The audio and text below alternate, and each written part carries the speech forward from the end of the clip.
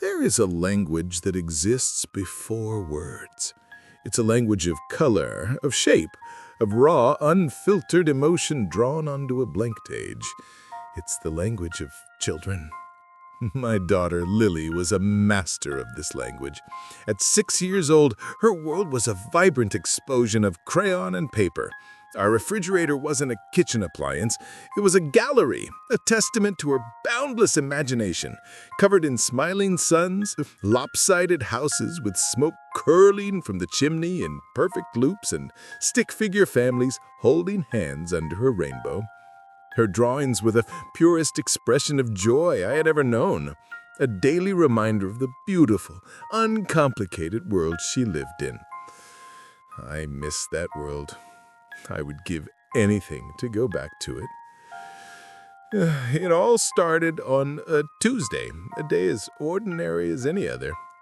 I was making dinner, the scent of garlic and tomatoes filling our small, cozy house. Lily was at the kitchen table, her head bowed in concentration, her small hand gripping a black crayon with an intensity that was almost comical. She was usually a whirlwind of color, her drawings a riot of pinks, yellows, and blues. But for the past hours, she had used only one crayon, black. "What are you drawing, sweetie?" I asked, stirring the pasta sauce. "It looks very serious." She didn't look up. "I'm drawing my new friend," she said, her voice a soft, focused murmur. "His name is Mr. Scribbles." I smiled. "Mr. Scribbles! I like that. Can I see him?" She slid the paper across the table towards me. I wiped my hands on a towel and picked it up. The drawing was simple, a stick figure, but a strange one. It was tall, much taller than the other figures she usually drew, its spindly limbs stretching to the very edges of the paper. It had no face, just a blank, empty circle for a head. And it was drawn with a frantic, almost violent energy. The black crayon pressed so hard it had torn through the paper in a few places. It was just a child's drawing, a simple, crude sketch, but something about it made me feel cold.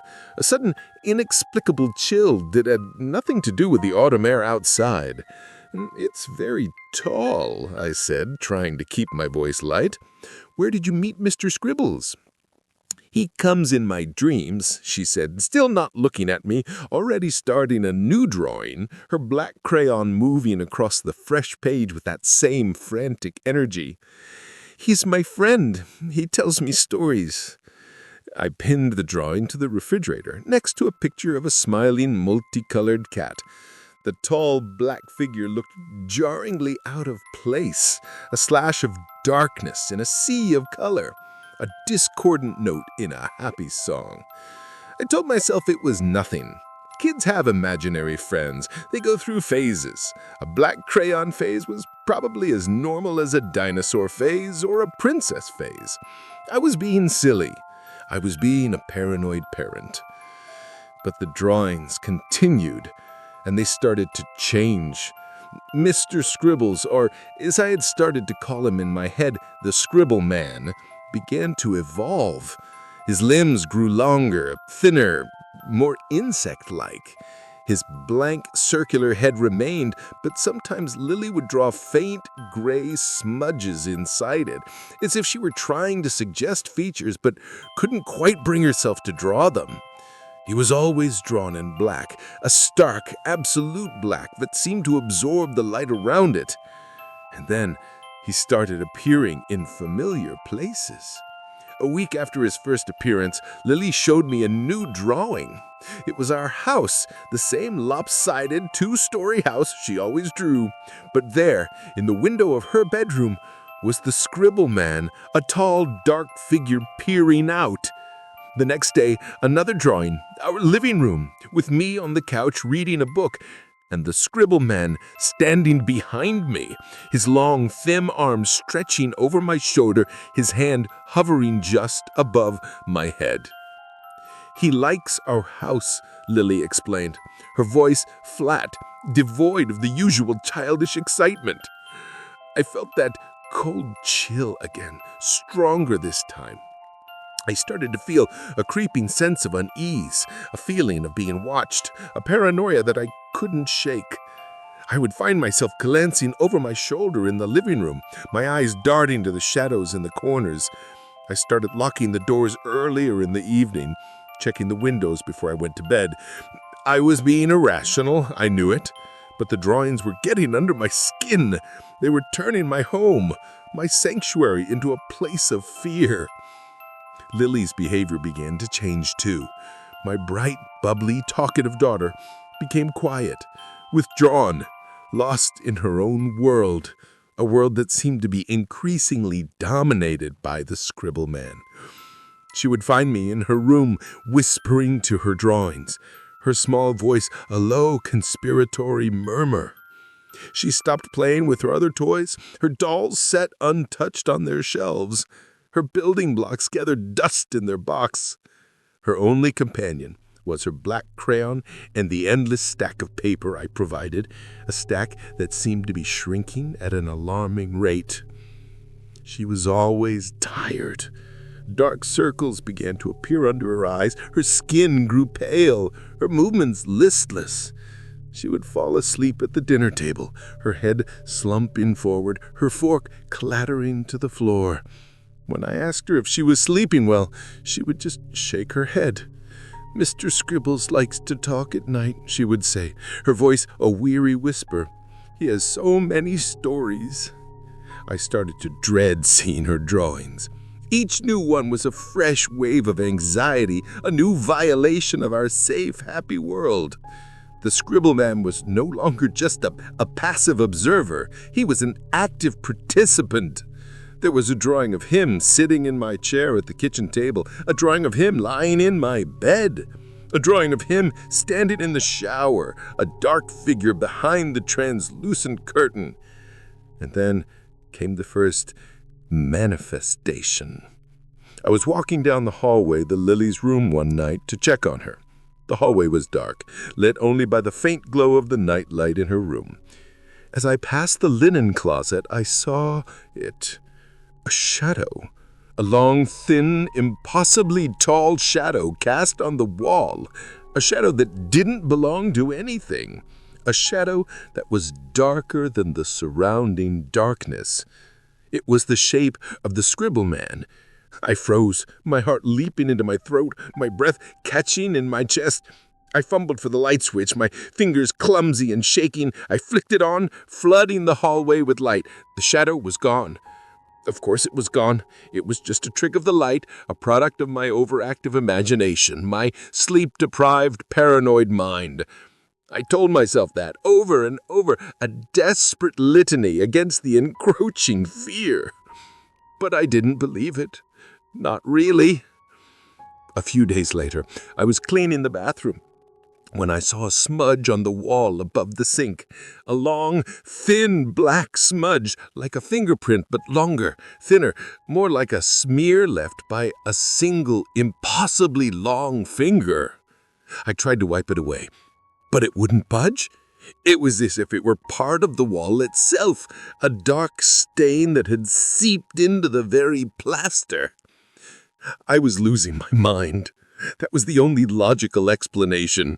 The stress of being a single parent, the lack of sleep, the worry over Lily's strange behavior, it was all getting to me. I was seeing things that weren't there, connecting dots that had no connection. I needed to get a grip. I needed to be the rational adult, the stable parent that Lily needed.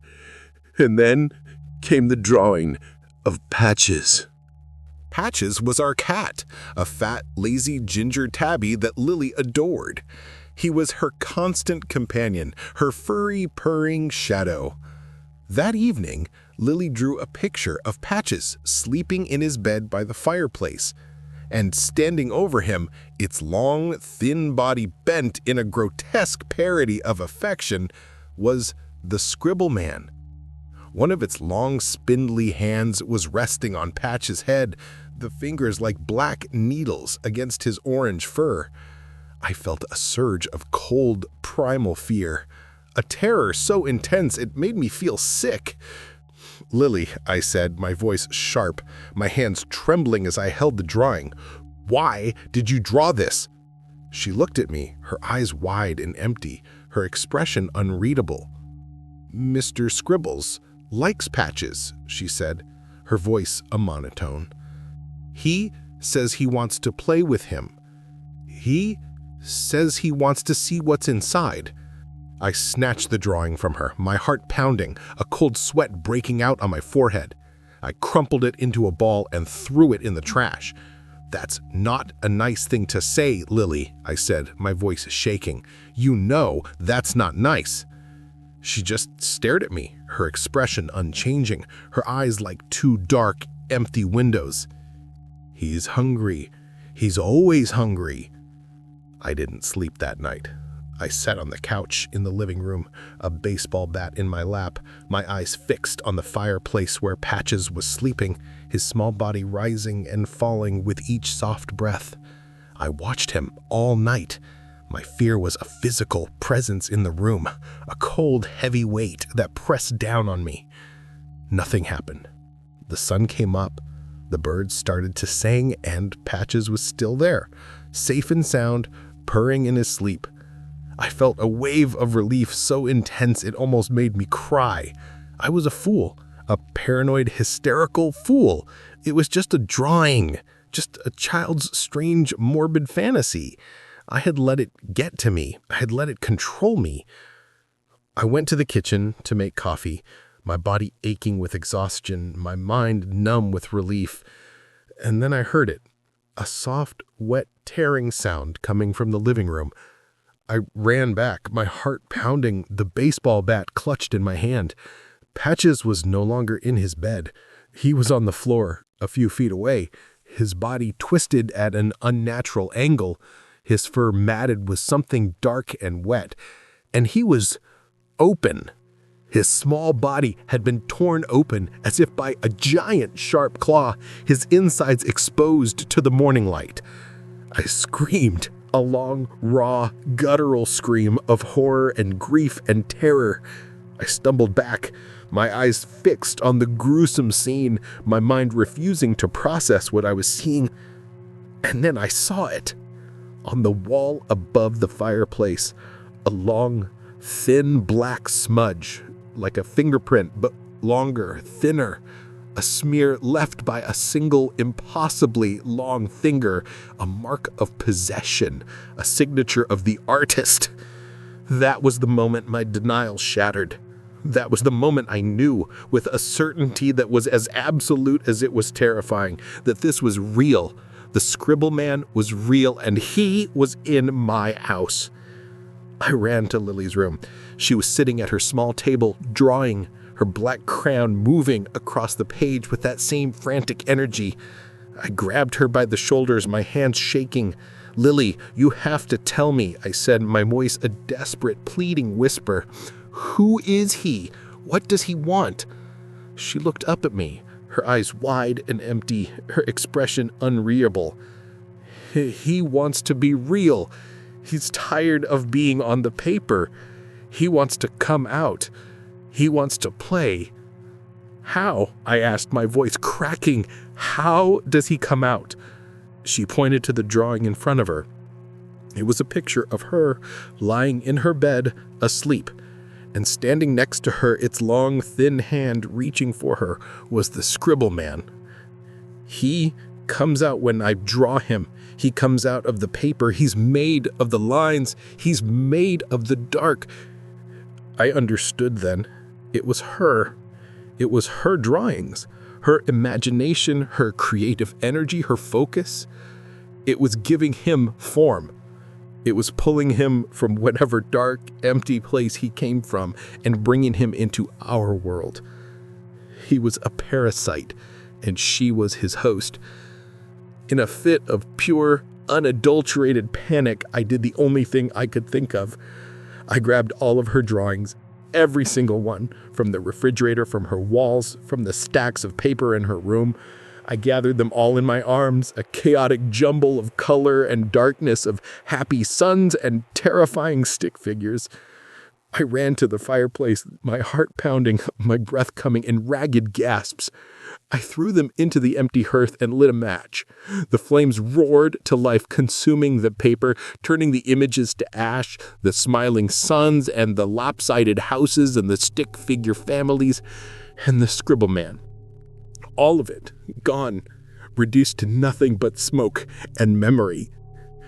Then I went to her room and gathered all of her art supplies. Every crayon, every marker, every pencil, every piece of paper. I put them all in a black trash bag, tied it shut, and threw it in the dumpster. No more drawings, no more paper, no more lines, no more dark. She cried. She screamed. She threw a tantrum the likes of which I had never seen. I held her, my heart breaking, my own tears streaming down my face, and I told her it was for the best. I told her he was gone. I told her we were safe. I was wrong. I was so wrong. Destroying the drawings didn't banish him. It freed him. As long as he was on the paper, he was confined to the two-dimensional world of Lily's imagination. But now he was untethered. He was no longer just a drawing. He was an idea, a memory, a fear, and he was loose in our house. The first night was the worst. The silence in the house was different now. It was no longer just a heavy, watchful silence. It was a hungry silence, a predatory silence, a silence that was actively listening, actively searching. I put Lily to bed, her small body trembling, her eyes wide with fear. I sat in the chair in her room, a heavy iron poker from the fireplace in my lap, my eyes scanning the shadows, my ears straining for any sound. Around midnight, I started to see him. Not just a shadow, not just a smudge on the wall. Him. A tall, thin, black figure standing in the corner of the room, its long, spindly limbs bent at impossible angles, its blank circular head tilted to one side as if it were listening. It was like a three-dimensional drawing, a creature made of pure, absolute black, a hole in the fabric of reality. I didn't scream. I couldn't. The fear was too great, a physical weight that crushed the air from my lungs. I just sat there, frozen, my hand gripping that iron poker so tightly my knuckles were white. The figure didn't move. It just stood there watching, its blank face turned towards Lily's bed. It was like a terrifying game of hide and seek, a game of predator and prey, and I knew, with a certainty that was as cold and hard as the iron in my hand, that I was the only thing standing between my daughter and the thing in the corner. He was there all night. Sometimes he would move, his movements silent and fluid, like smoke drifting on the air. He would appear in the doorway, a tall, dark silhouette against the faint light of the hallway. He would appear by the window, his long, thin form outlined against the moonlight. He was testing me. He was learning my limits. He was waiting for me to make a mistake, to fall asleep, to look away for just a second. I didn't. I stayed awake all night, my eyes burning with exhaustion, my body screaming for rest, my mind a chaotic jumble of fear and adrenaline. When the first rays of dawn finally broke through the window, he was gone. Just gone. As if he had never been there. As if he were a creature of the night, a thing of shadows that could not exist in the light of day. This became our new reality. Every night the same terrifying vigil, every night the same silent black figure in the corner of the room, every night the same desperate, exhausting battle to keep my daughter safe. I was a ghost in my own life, a sleep-deprived, paranoid wreck. My world shrunk to the four walls of Lily's room, my only purpose to watch, to wait, to guard. I tried to get help. I called a priest, a paranormal investigator, a child psychologist.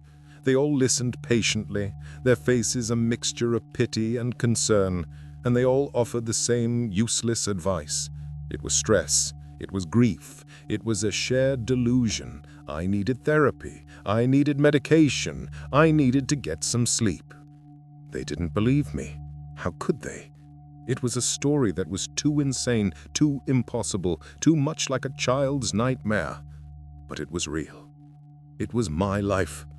One night, about a week into our new terrifying routine, I made a mistake. I fell asleep. Just for a moment. A few seconds. My head slumped forward, my eyes closed, my grip on the iron poker loosened. And in that moment, he moved. I was jolted awake by a sound, a soft rustling sound, like paper being crumpled. My eyes snapped open. The corner was empty. The figure was gone. I looked at Lily's bed. She was still asleep, her small body still and peaceful. And then I saw it. On her bedside table, a single piece of paper. A piece of paper that hadn't been there before. I got up, my legs trembling, my heart pounding. I picked up the paper. It was a drawing.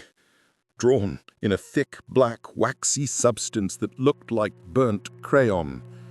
It was a drawing of the Scribble Man, and he was holding hands with another figure, a smaller figure, a figure that looked like Lily. And then I saw the other drawing. It was underneath the first one. It was a drawing of me. I was lying on the floor, my body twisted at an unnatural angle, my eyes wide and empty.